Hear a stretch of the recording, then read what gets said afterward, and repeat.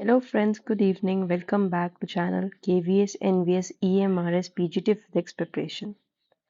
This is going to be a short video where I will be discussing the syllabus of the examination EMRS PGT Physics. So starting from the syllabus for Tier 1. Here it is the syllabus for Tier 1. Firstly, General Awareness जो कि हर exam में आती है. Then Reasoning Ability, Knowledge of ICT, Teaching Aptitude, Experiential Activity Based Pedagogy, Case Study and NEP. ये सारा part है. This entire part, this will be of 100 marks. और ये जो नीचे पार्ट है qualifying English and Hindi, this is for 20 marks. कल की वीडियो में मैंने ऑलरेडी डिस्कस किया था कि ये जो 20 मार्क्स का पार्ट है इसमें से आपको मिनिमम 8 स्कोर करने हैं. तो 8 स्कोर आप मिनिमम करेंगे तो ही आपका ये ऊपर वाला पार्ट चेक होगा. If you are unable to score you are out here only. इसके आगे आपका पेपर चेक नहीं होगा. तो ये जो क्वालिफाइंग वाला पार्ट है इसमें इंग्लिश और हिंदी आएगा. इसमें भी इंग्लिश और हिंदी में प्रॉपर जो ग्रामर है आपने 10th तक जो पढ़ी है वो ग्रामर आती है, जो कि एज आई हैव एक्सपीरियंस बहुत ज़्यादा लोग they have already forgotten this.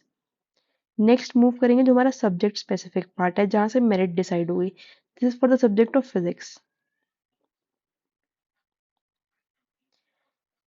ये उसका सिलेबस है. अब ये जो सिलेबस है टायर 1 में नहीं आएगा, ये सिर्फ टायर 2 में आएगा.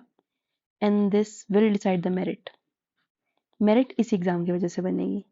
अब यहाँ पे देखें आपका टॉपिक्स जो हैं, ये जो टॉपिक्स अभी आ रहे हैं ये सारे 11th क्लास के टॉपिक्स हैं. Up to oscillation and waves, this is what we cover in class 11th. और ये जो सिलेबस है, this syllabus is the syllabus जो एक्चुअली आजकल 11th क्लास में पढ़ाया जा रहा है. ये वो सिलेबस नहीं है जो हम कभी अपने टाइम पे पढ़ते थे जब हमारी 11th क्लास थी. बहुत सारी चीज़ें इसमें से काट दी गई है. 2020 में सिलेबस अपडेट हुआ था. सिलेबस बहुत कम कर दिया गया था, तो उसके अकॉर्डिंगली ही ये सिलेबस आया है. जो अभी का सीबीएसई का क्लास 11th का सिलेबस है ये वही सिलेबस है. बहुत सारी चीज़ें इसमें नहीं है जो मतलब पहले हुआ करती थी. अब तो बहुत सिलेबस बहुत रिफाइन कर दिया गया है, बहुत कम कर दिया गया है, टॉपिक बहुत कम है.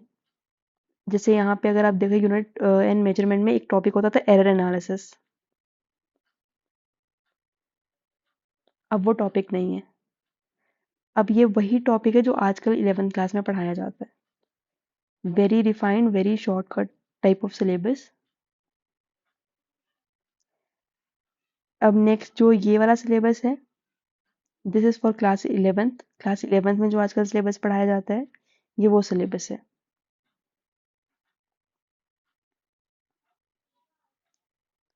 ये भी वही सेम सीबीएसई का जो क्लास 11th और क्लास 12th का सिलेबस है, दोनों सिलेबस को कॉपी पेस्ट करके इसमें डाल दिया गया है.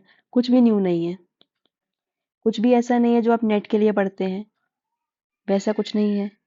सारा का सारा सीबीएसई वाला सिलेबस है, और वो भी क्लास 11th और 12th का.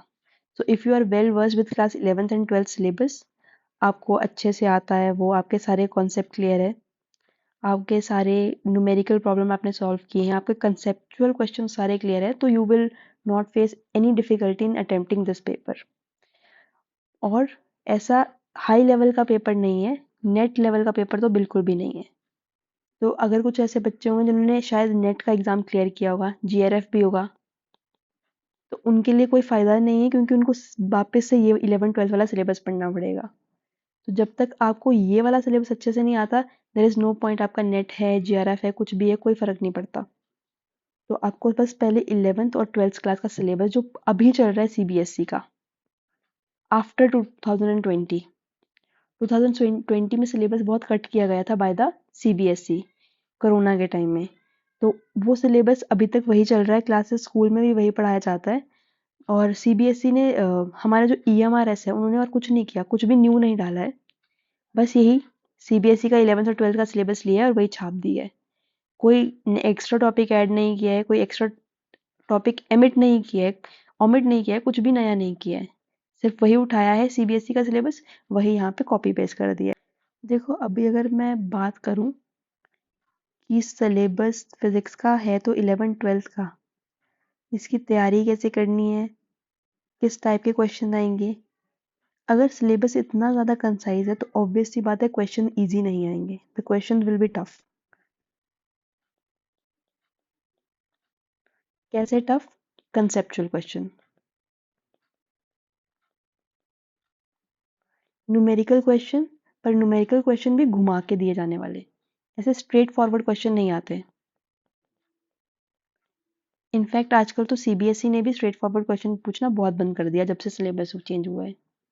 इस सिलेबस के आने से एक चीज़ ये हुई है कि क्वेश्चंस में एकदम ही डेरिवेशंस पार्ट नहीं आता। There are no derivation asked as such in questions in paper. What is asked mostly? Conceptual questions plus numericals.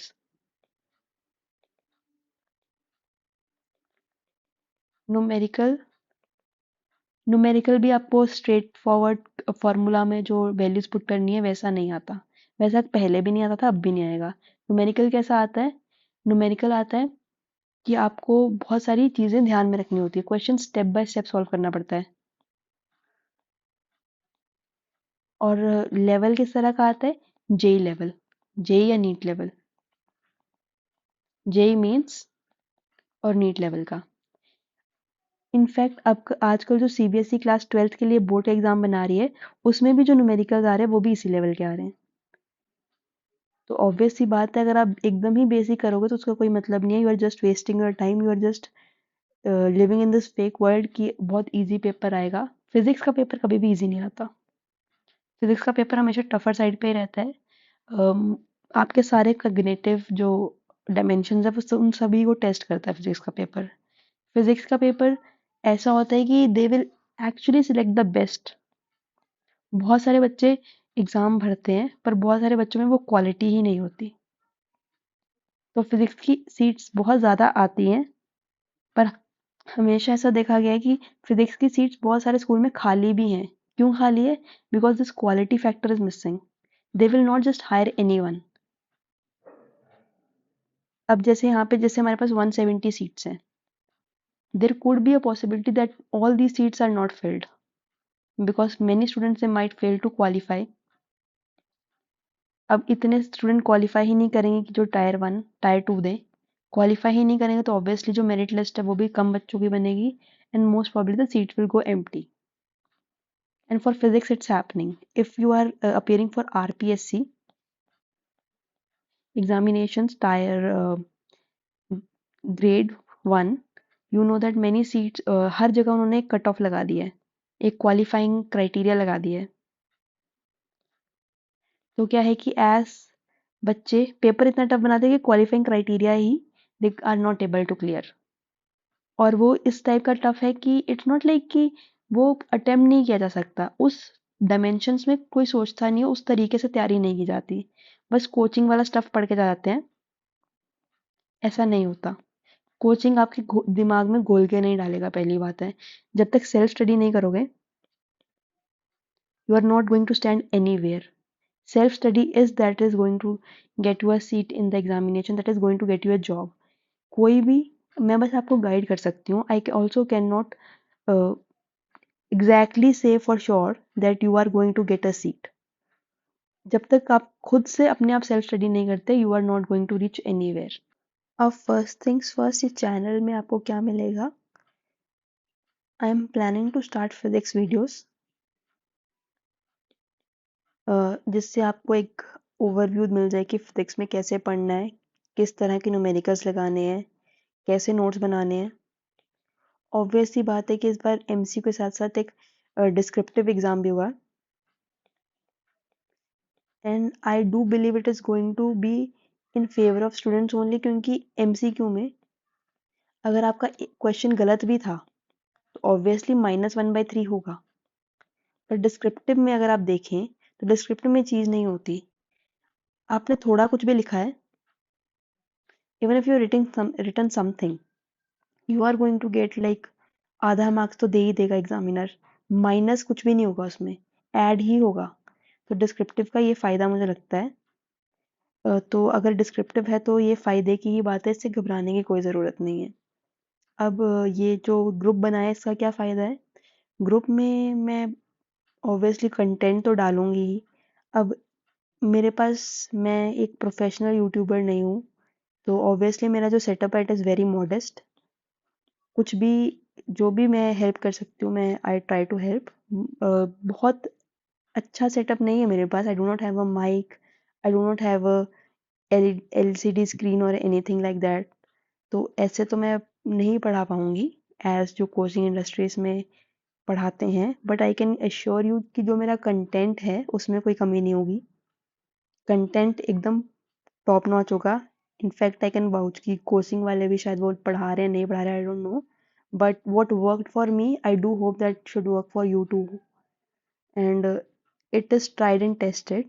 This content of mine, I've able to clear 3 examination on base of that. अगर मेरे पास setup इतना अच्छा नहीं है, still I will try to compensate that with the quality of my content.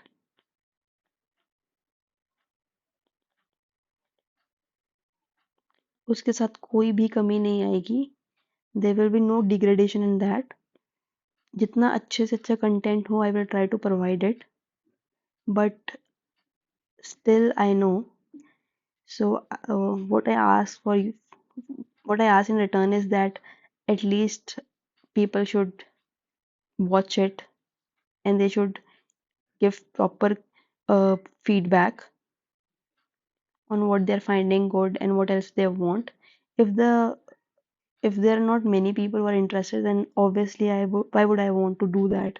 There is no point of me in wasting time if nobody is finding it useful for them.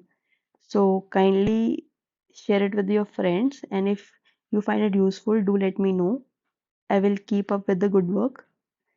That's all from my side today for today. I will try to upload one or two video today of physics if I find time. Till then, thanks for being here. Thanks for watching.